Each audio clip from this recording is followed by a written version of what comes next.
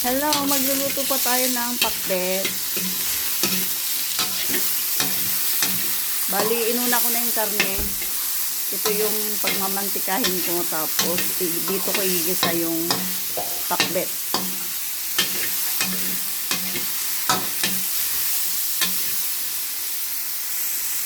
Ayan.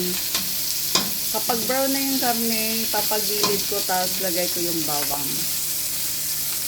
Lagay ko na yung bawang.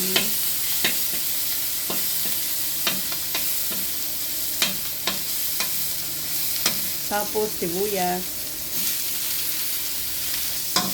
Ayan. Gisa-gisa lang po yung bawang, sibuyas at karne.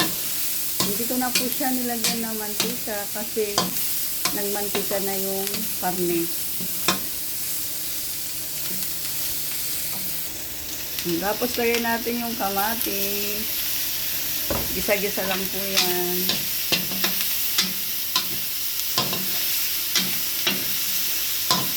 Tapos lagay natin yung kalabasa.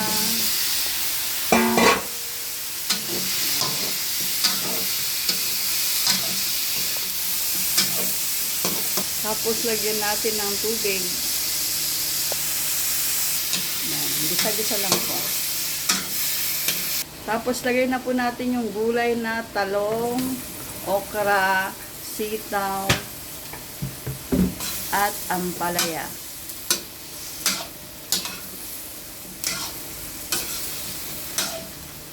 Tapos lagyan po natin ng siling haba.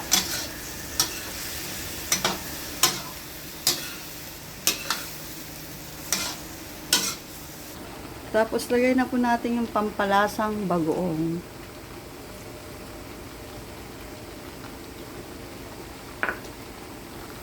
Tapos lagyan natin ng bechin, pampalasa. Tapos halo-halo lang.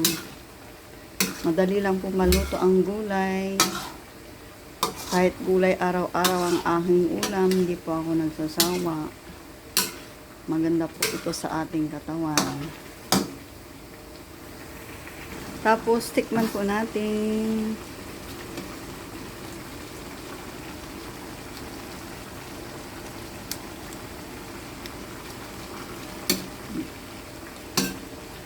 Ayan na po yung pakbet. Luto na po.